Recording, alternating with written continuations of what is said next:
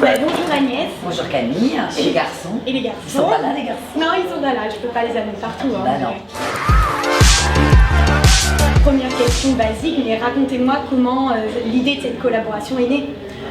Ils sont venus vers moi en fait. Ouais. Hein. C'est vraiment l'agence qui est venue vers moi parce que comme ils repositionnent la marque Ouais. Carte Noire dans son entièreté et qu'on a revu donc les publicités qui passent au cinéma, à la télé sous un axe finalement très mode, Oui. hein, puisqu'on voit bien la pub, vous l'avez vu là? Oui, je l'ai vu. Très sympa, très sympa.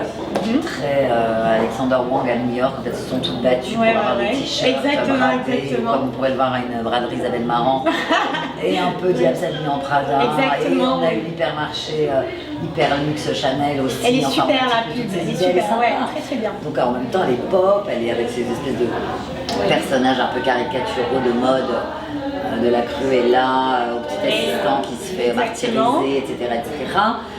Ils avaient envie d'accompagner donc ce lancement pub d'un event un peu, un peu amusant dans la manière de communiquer. Du coup, ils cherchaient quelqu'un qui est plutôt une légitimité mode pour rester sur ce créneau-là. Et c'est comme ça qu'ils ont fait appel à moi tout simplement en me demandant, bon, c'est vrai que le cahier des charges était, voilà, il y a des capsules. On va jouer sur le mot Mademoiselle Agnès lance sa collection. Ah oui, capsule, bien sûr. Hein, pour finalement, jeu de mots, lancer une collection de capsules. Et donc j'ai réfléchi autour de la capsule et de leur nouvelle boîte en carton. Alors, la fameuse carte noire, elle met le café dans le sucre, et pas le sucre dans le café. Non, c'est un peu plus la femme Gucci. Non, la femme carte noire, elle a du goût, elle a un choix phénoménal. Ouais. Il y a parce que là, on en a 4. Oui. Il y a des douces, il y a des épicés, il y en a des propositions de café plus ou moins excitants, Oui. plus ou moins caféinés. C'est vrai, c'est vrai. Donc la femme carte noire, elle a le choix. Créer des collections capsules, est-ce que pour vous c'était un peu la suite logique de votre carrière, de votre métier?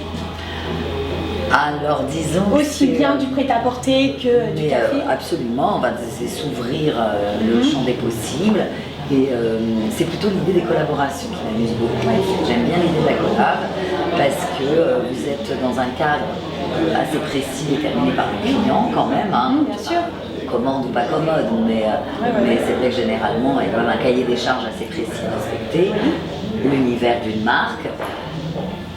Et d'avoir un espace de création totalement libre au sein de ce cadre. Oui, vous choisissez, si vous font confiance.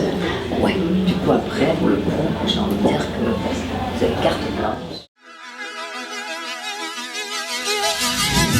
Et pour parler de votre métier, vous êtes presque seul aux commandes des émissions de mode depuis près de 25 ans. C'est qu'il y en a avec peu, Loïc quoi. Prigent. Comment vous expliquez, comment vous faites surtout pour durer si longtemps?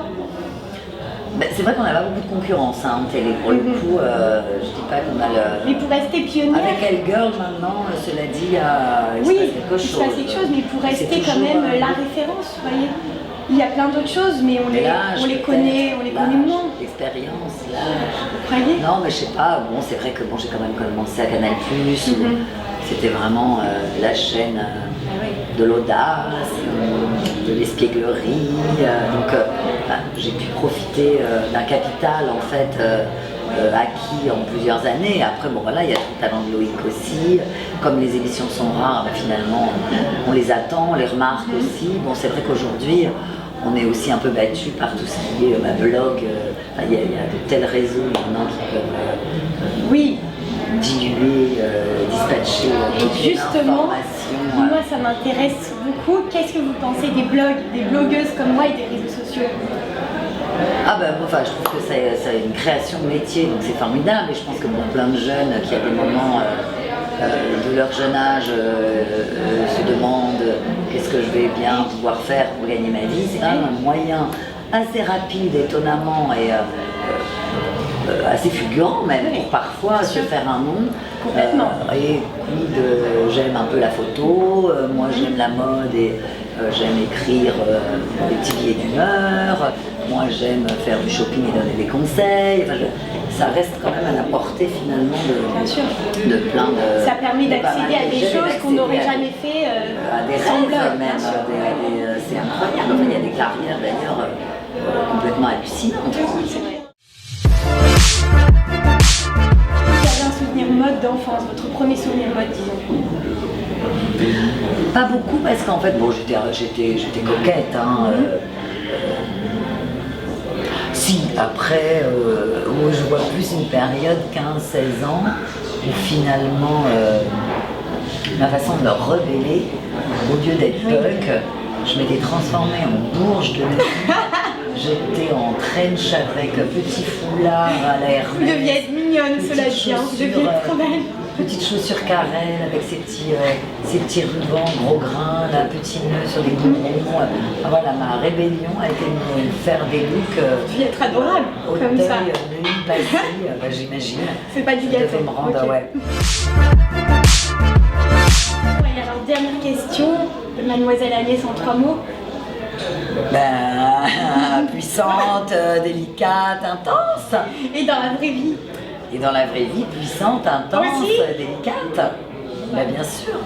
J'en oublie un peut-être. C'est super. Gourmande. Drôle aussi. Marrante. Marrante. Ouais. Ok, super. Marrante. Merci beaucoup. C'est moi Camille. C'était sympa. Je vous embrasserai les garçons. Ouais.